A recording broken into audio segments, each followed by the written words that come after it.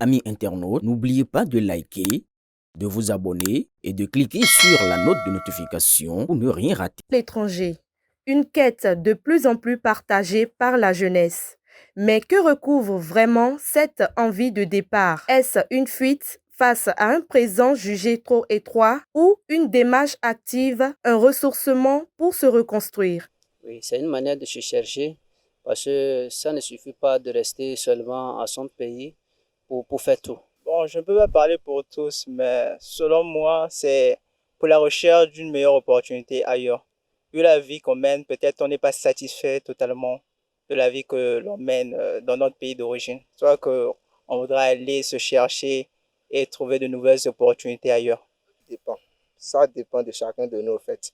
Parce qu'il y a d'autres qui sont là-bas pour des opportunités. Et il y a d'autres qui décident d'y aller parce qu'ils sont contraints d'y aller. Vous voyez, il y a d'autres parents, surtout les parents qui sont assez riches, qui décident d'envoyer leurs enfants là-bas sans que l'enfant soit d'accord.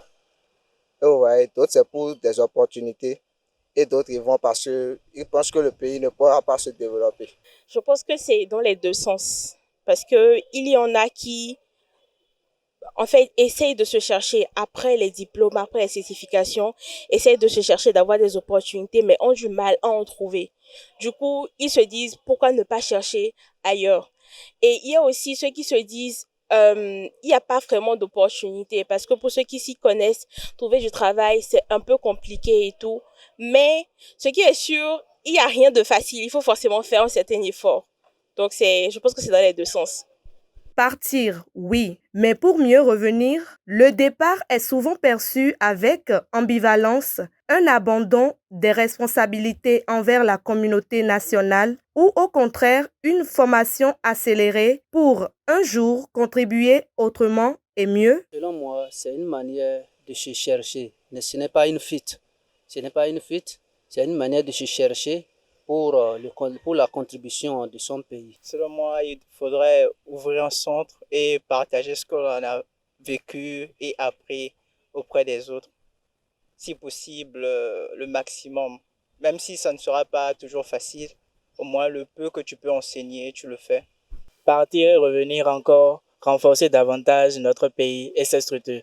Parce qu'il ne sert à rien de partir et de laisser notre pays. On a besoin des gens qui partent mais qui reviennent former encore plus notre pays ici, de sorte à ce que nous-mêmes nous puissions trouver nos propres moyens d'avancer et nos propres moyens de se développer. Ça dépend, parce que si vous partez et que vous ne revenez pas, en soi, vous ne développez pas le pays. C'est un abandon, oui, mais je dirais peut-être partiel, parce que c'est un abandon total si vous n'avez pas des gens ici, par exemple. Parce que généralement, il y a de la famille ici et on va travailler à l'extérieur. On envoie de l'argent, on envoie des trucs pour aider les gens ici. Et ça peut aider même certaines personnes à se lancer dans des activités ici. Donc, quand c'est comme ça, c'est pas un abandon partiel.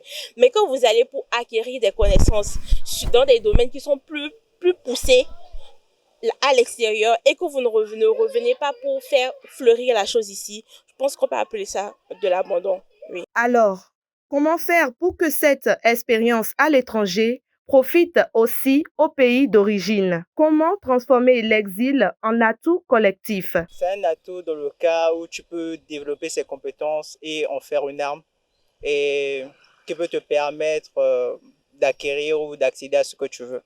Dans mon cas, moi, je voudrais être pharmacien, pouvoir vendre des médicaments. Déjà, c'est une aide pour les autres. Donc, et si j'ai la possibilité d'ouvrir un centre, j'aimerais que des gens viennent apprendre ce métier. Ça permet d'aider parce que si tu vas dans un hôpital, bien sûr, on va te soigner, mais... Ce qui est vraiment important, revenir.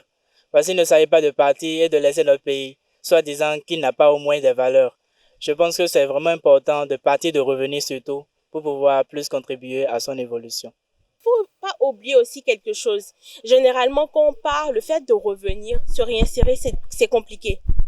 Donc, il y a ça aussi qui fait que certaines personnes, qu'elles partent, autant pour moi, elles ne veulent pas forcément revenir parce que c'est compliqué et tout. Elles sont dans leur confort et puis voilà un peu. Fuite ou ressourcement? Comme souvent, la frontière est ténue et la réponse personnelle. Cette quête à l'étranger semble bien être les deux à la fois. Elle peut être un exutoire face à des difficultés locales et en même temps une formidable école de compétences et d'ouverture. Le défi désormais est collectif. Créer les conditions pour que cette trajectoire individuelle devienne à terme une richesse partagée.